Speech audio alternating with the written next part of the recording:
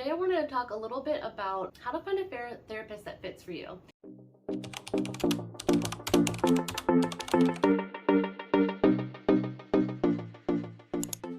Step one, finding a therapist. A lot of times we just go to Google to find things, and I think it can be really helpful to kind of Google what is in your area.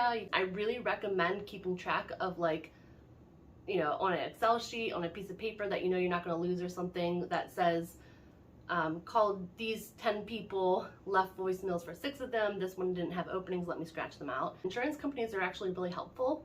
So if you have an insurance company, on the back of the card, it'll normally say something like behavior services or behavior health or something similar to that effect, that you can call that number and tell them, hey, I'm looking for a therapist for trauma. And they can say, oh, okay, here's a list of people in network within a certain amount of distance from your house.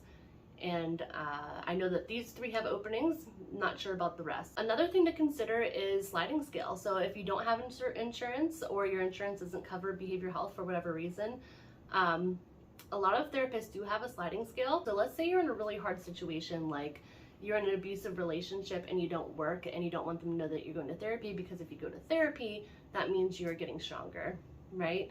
And so you want to kind of keep that a secret. But if you kind of explain your situation, then a therapist might be able to help you, say, like, figure out how to squirrel away some money. That way you can eventually get to therapy. They might do a sliding scale for you. Some people will do pro bono work. It just depends on the situation. But it doesn't hurt to ask. And Psychology Today is a really good resource. So Psychology Today is kind of like basically an online listserv of a bunch of different mental health providers. And it's really cool, actually, because you can filter what you're looking for. So if you're looking for a trauma therapist, type that in and it'll give you a lot of options.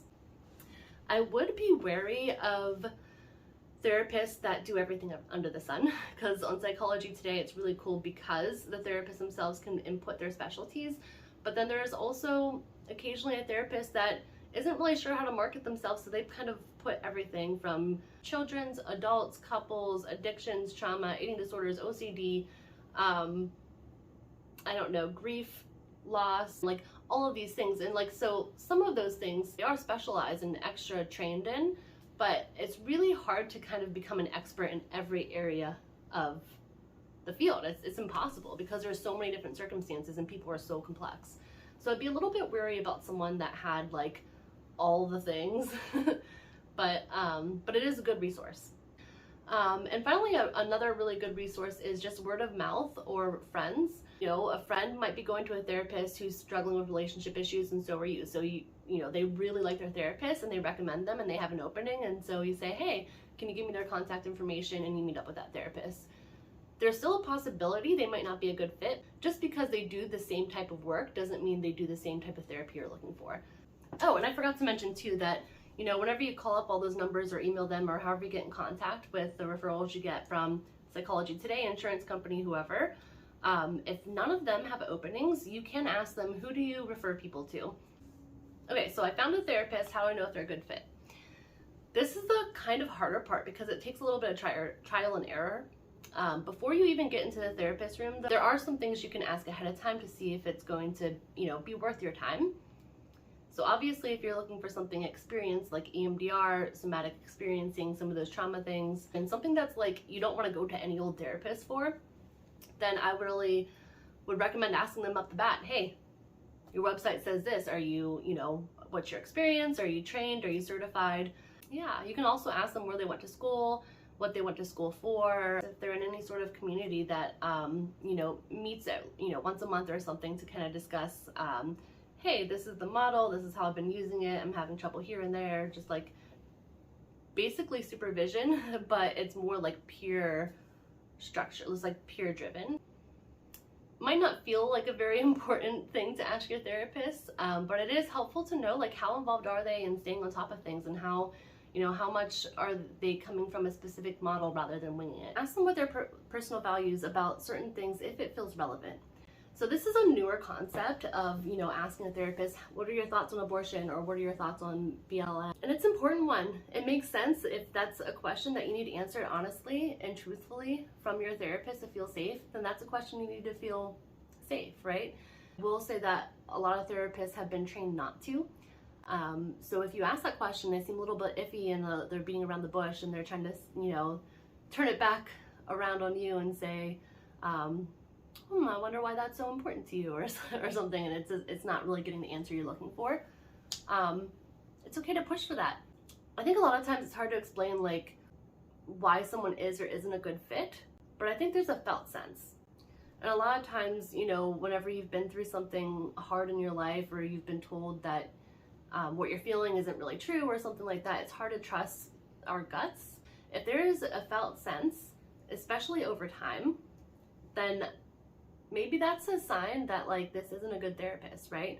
And that could be because of so many reasons. Like I can list so many reasons why someone might not be a good fit. I think common ones are if you're looking for some specific skill set and the therapist isn't giving you that skill set after talking to them about it. But, you know, being able to have those conversations, being able to, you know, say, hey, you said this thing the other day and it didn't sit right with me. It didn't feel true with who I am in my situation. And, you know, how they respond to that can be an indicator for if they're a good fit.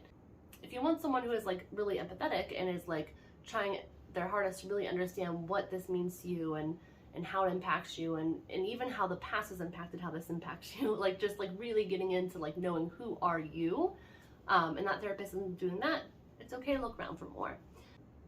If you're looking for someone who's more blunt, who's gonna call you out on your shit a little bit and say like, I hear what you're saying, like I totally get that, I empathize, like it would be really hard to hear this, right? But let's call it what it is. This is addiction, or this is gaslighting, or this is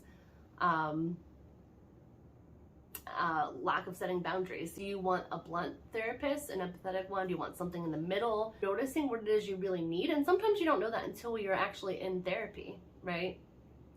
But over time, you'll start to realize, is this a good fit or not?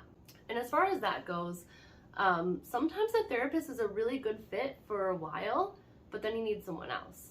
So you came to this therapist for relationship struggles and realized, man, I have a lot of trauma I need to go through, and you know, I've done everything I can with this therapist, but I need a new perspective or a new skill set or education or whatever. No hard feelings. Do what you need to for you, right? And then of course, like any other field in the world, in medicine, there's some wonderful doctors out there, but there are some doctors that you go to and you're like, oh man, this doctor don't even care about my symptoms, right? Sometimes therapists are the same way. Sometimes, you know, just like a mechanic, just like any field, you're gonna find really good therapists and unfortunately sometimes really bad ones. And if it feels like your therapist is causing harm or doesn't know what they're talking about, or I don't know, just seems unethical, or something feels icky and off, then that's more of an urgent find somebody else, right? So the other find somebody else, you can stick with that therapist until you find somebody that fits better, because it's better to have a therapist than no therapist sometimes, depending on the situation. But if it's something that feels icky and off and uncomfortable, and it's like, this is not a good vibe, and it's more than like we don't fit, it's more like I don't trust this therapist, right? Then that's a sign to walk away and say, you know what, I'm gonna look for someone else. I wish we didn't have to have this conversation, but it's true, you know? And it's okay to therapy shop too. So this term is usually used as like a negative thing, doctor shopping for like pain meds or something. But it is okay to, you know, set up 5 intakes with 5 different therapists at the beginning of therapy, if you can find that many people with openings. So setting up like, you know, several intakes in order to find one that feels good. A lot of insurance companies will pay for 5 intakes. If you can manage to schedule everybody in the same week, you could do 1 therapist a day and see how that fits. You could do once a week for a month and then make your choice then, right?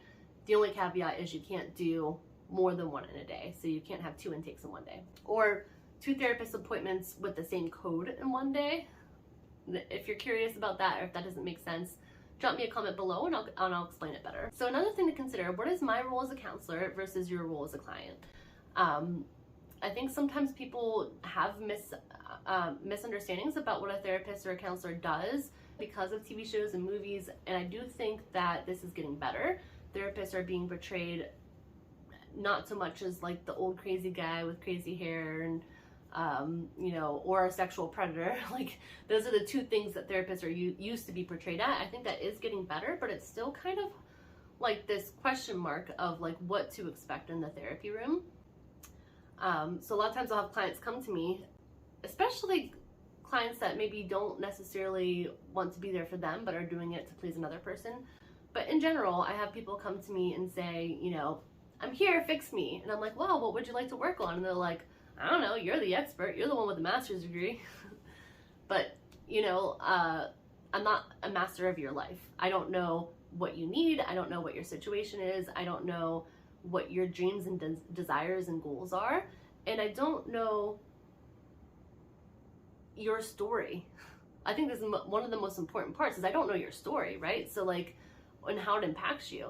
So if I suggest you do this thing, like let's say I suggest you work on boundaries, and you were abused your whole life, and everyone told you if you had just set better boundaries, and was very victim blamey, and then I come in and I'm like, boundaries sounds good. Well, I'm just reiterating what everyone else has reiterated, that you weren't good enough when it came to your trauma, or whatever I am statement you make up in your head, right?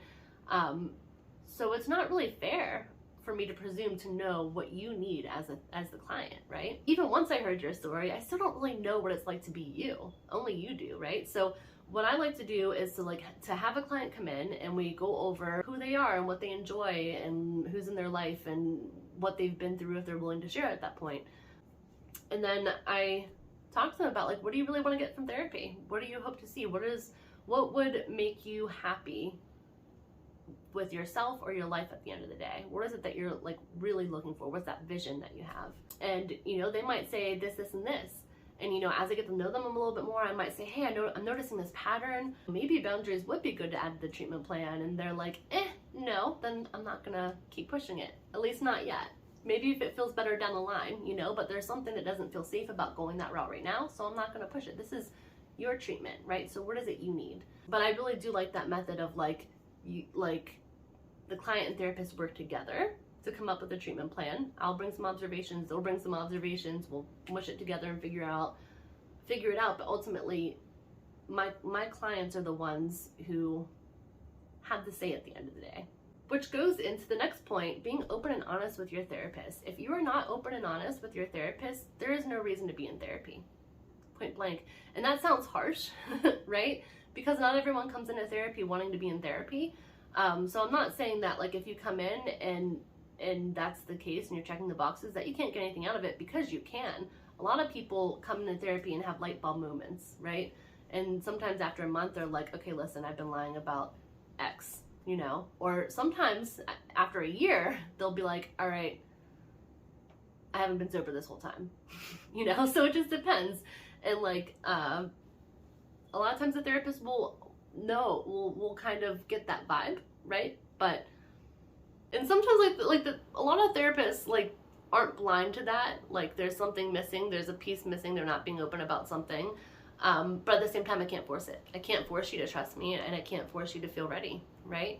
So if this is a continued over time thing, and you're not having that light bulb moment, and it feels like, my God, why am I not fixed yet? That's something to ask yourself is, am I bringing my whole self here? Am I really working on the problem, or am I doing enough to convince myself that I'm doing enough, but it's just not working? And, you know, there could be a lot of stuff here. So I kind of want to revise my original statement. It's not that it's pointless to come to therapy if you're not going to be open and honest, because that's not true. You can get so much from it, but that thing isn't going to get resolved until it's out in the open, right? And then last but not least, if something's not working, tell your therapist. If they're not giving you, you know, what you need, or you've asked about this resource 10 times and they still haven't done it, talk to them about it. Tell them about how it makes you feel, as cheesy as that sounds. I'm not usually the type of therapist who's like, how does that make you feel? But seriously though, in that situation, if you're feeling not prioritized, tell your therapist, because we have hearts, right? We want to see you do the best you can for yourself, and we want to do the best we can for you. It's no hard feelings. Yeah, so I think that's everything that I have for today. And if there's anything you want specifically answered, let me know below. Also on my Instagram, it's amanda.anderson.lpc. I'll be back later this week with another video.